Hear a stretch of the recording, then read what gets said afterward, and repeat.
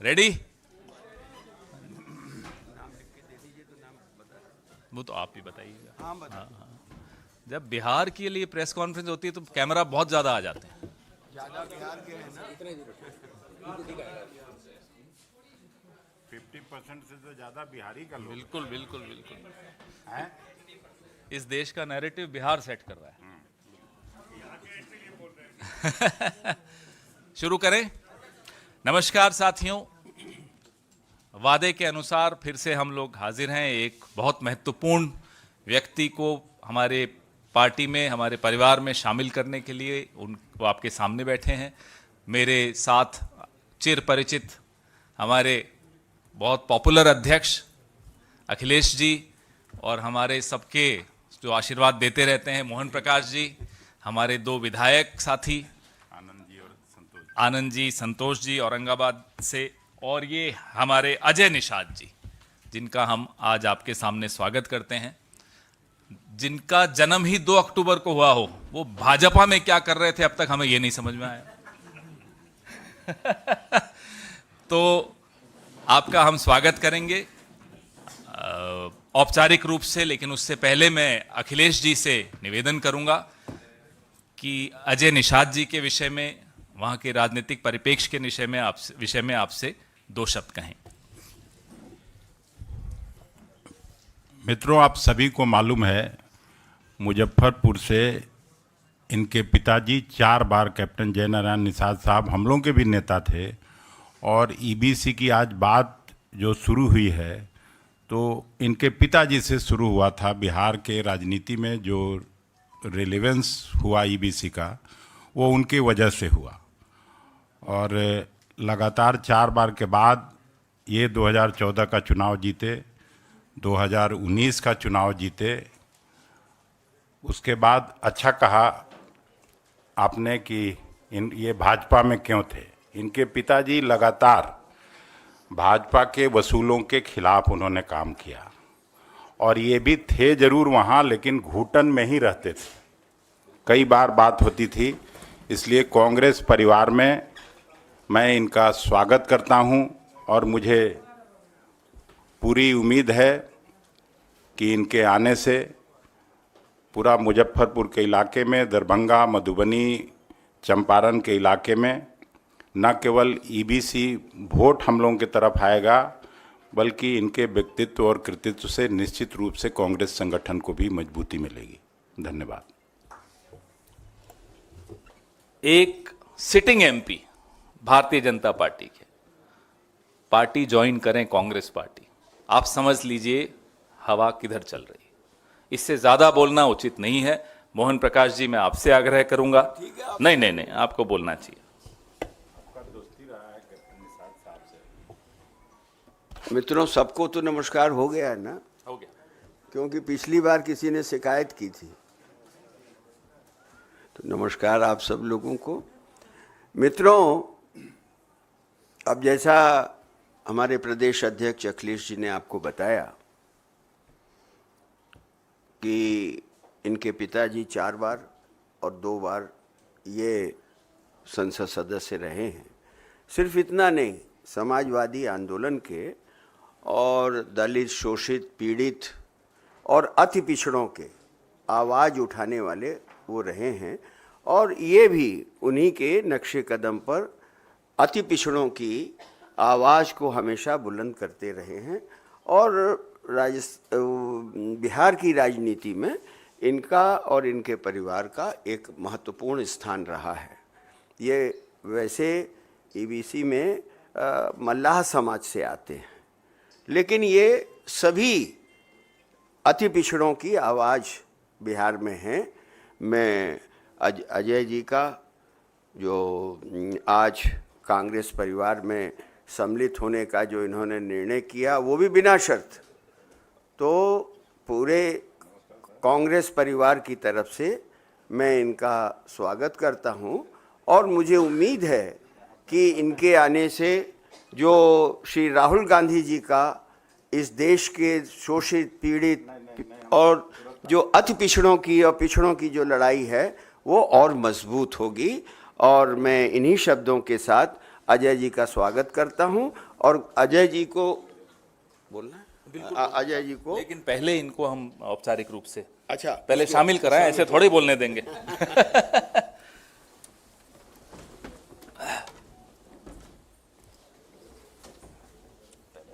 पहले थोड़ा इधर आ जाइए आप इधर हाँ, आप सेंटर। यहाँ यस यस यस, आपका स्वागत है कांग्रेस। अरे नहीं नहीं नहीं, ऐसा नहीं, ऐसा नहीं, ऐसा नहीं। आइए, चलो, कांग्रेस परिवार में स्वागत। स्वागत है। Thank you. क्योंकि अभी और है, अभी और आइए ले लो। ले लो तुम लोग, ले लो। एक जावेद जी को, जावेद जी सीईसी के मेंबर हैं। महत्वपूर्ण आदमी। तुम लाइए। सर आशीर्वाद लेंगे सर, आप हमारी सोसाइटी के साथ रहेंगे। हाँ जी आनंद शंकर, बहुत बहुत स्वागत है। अरे बीच में आवत नहीं दिखाया जाए, ये आइए, ये हाँ। खड़े होना है। आ जाओ आनंद। हो गया। Thank you. आइए। हाँ, आपका स्वागत है। अब आप अपने विचार सबके सामने रखें।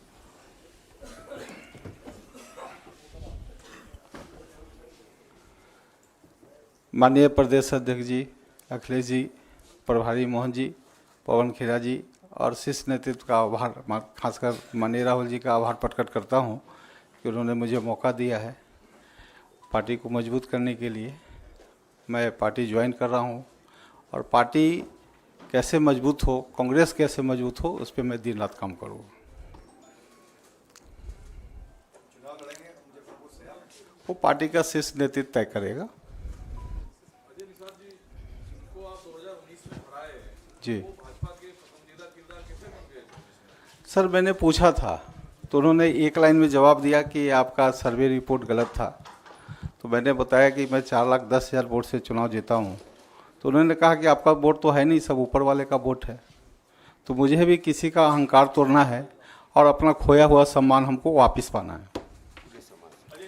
जी जब तो आपकी पहचान भारतीय जनता पार्टी के मजबूत सिपाही के तौर पर थी, जी। आज आप कांग्रेस ज्वाइन कर रहे हैं और इस वक्त कर रहे हैं जब आपको टिकट डिनाई हो गया, तो क्या यही वजह है जिसकी वजह से आपको कांग्रेस की आइडियोलॉजी सर, किसी को फांसी की भी सजा होती है तो उसकी आखिरी इच्छा पूछी जाती है। सर, मेरा आप टिकट काट रहे हैं, आपने मुझे एक बार पूछा भी नहीं, सीधा सीधा मैंने अखबार टीवी में देखा कि मेरा टिकट कट गया, तो कहीं से निश्चित नहीं है सर। अजय जी, क्या वजह लगता है कि आपको पार्टी टिकट नहीं दी और आगे आप लड़ाई को ले जाने की बात कर रहे हैं, अहंकार तोड़ूंगा, जिसका भी किसका अहंकार तोड़ने की बात आप कह रहे हैं? सर, आप सब समझ रहे हैं ना नाम अगर बता दें तो सर, सब समझ रहे हैं ना। पार्टी में अहंकार से नहीं चलता है सर। ये चुनाव जो है धनबल बाहुबल का नहीं है, जनता के बल का है। तो जिसका जनता सम्मान करेगी, जिसको प्यार देगी, जिसको समर्थन करेगी, चुनाव वही जीतेगा। और जो ये लोग जो अहंकार फैला रहे हैं, खासकर सोशल मीडिया में जो भी कमेंट करते हैं, गंदे गंदे कमेंट करते हैं, सबका जवाब जनता देगी, शांति से देगी। पवन जी, ये तीसरा भारतीय जनता पार्टी का सिटिंग सांसद है, वो आपने शामिल किया। क्या अभी आपके तर्कस में कुछ है जो और आने वाला है? आपको रोज तो हम कुछ ना कुछ लाकर पेश कर रहे हैं, आगे आगे देखिए, बहुत कुछ होने वाला है। आजकल साहेब 24 घंटे जाग रहे हैं। जानते ना कौन है साहेब जो 24 घंटे जाग रहे हैं? जो पहले 18 घंटे जागते थे, अब वो 24 घंटे जाग रहे हैं, इतने चिंतित हैं।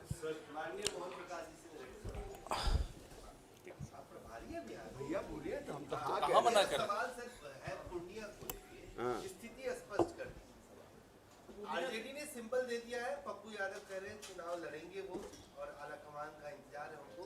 क्या अगर वो पार्टी डिसिप्लिन को तोड़ते हैं तो उन पे कार्रवाई होगी, या आप लोगों ने उनको ये कह रखा है कि फ्रेंडली फाइट के लिए आप जाइए, चुनाव लड़िए, पार्टी आपके साथ है?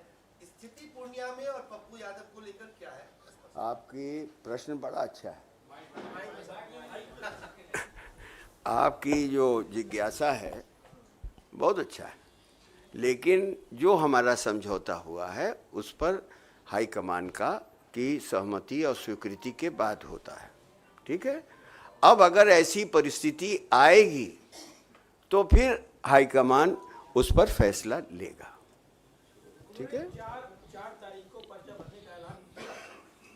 तो 4 में तो अभी 48 घंटे बाकी हैं। अजय जी, कल आप राहुल गांधी से मिले, तो क्या उन्होंने आपको हरी झंडी दे दी है? जैसे पार्टी में शामिल होने की हरी झंडी दी, क्या चुनाव लड़ने की भी हरी झंडी दी है? और एक अखिलेश जी से सवाल है कि सर, सीसी हुए 2 दिन हो चुके हैं, बिहार से लेकर दिल्ली तक इंतजार हो रहा है तीनों सीटों पर कैंडिडेट के ऐलान का, तो वो कब तक हो जाएगा? पहले आंसर कौन करे, वो भी कुछ बता दीजिए। अब वो आप तय करिए सर। सर, माननीय राहुल जी से मैं मिला था, 10 मिनट की चर्चा हुई थी, तो उन्होंने पूरे कांग्रेस के विजन को हमको समझाया था कि पार्टी आगे क्या विचार कर रही है। और मुझे इस बात की प्रसन्नता रही कि जो हमारे पिताजी का विजन था, पिताजी भी हमारे वंचित समाज की राजनीति करते थे, जो सबसे दबे कुचले के थे, तो माननीय राहुल जी भी अब वही कर रहे हैं। और आने वाला समय में, जैसा कि उन्होंने सभी भाषण में भी बोला है कि जहाँ जहाँ कांग्रेस की सरकार आएगी सभी जगह हम जातीय जनगणना कराएंगे, और उस हिसाब से जितनी भागीदारी होगी, जितनी जिसकी हिस्सेदारी होगी, तो हम करेंगे। तो ये सब चीज़ अच्छा लगा। और जहाँ तक ये जो आप बोल रहे हैं, बड़े लोग से कभी भी बात की जाती है तो ये सब की चर्चा नहीं की जाती। अब अखिलेश जी, आपको लगा भूल जाएंगे? नहीं, हम जानते हैं, भूलेंगे भी तो ये घर तक जाके पूछेंगे। तो नहीं, सीसी हो गया है, और आपको मालूम है 4 तारीख अंतिम डेट है, आज 2 तारीख हो गया है, तो हो जाएगा। आपकी जिज्ञासा आज खत्म होनी चाहिए।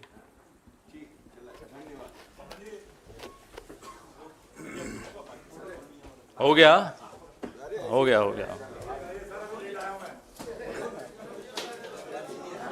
लाइए, हाथ लाइए, लाइए।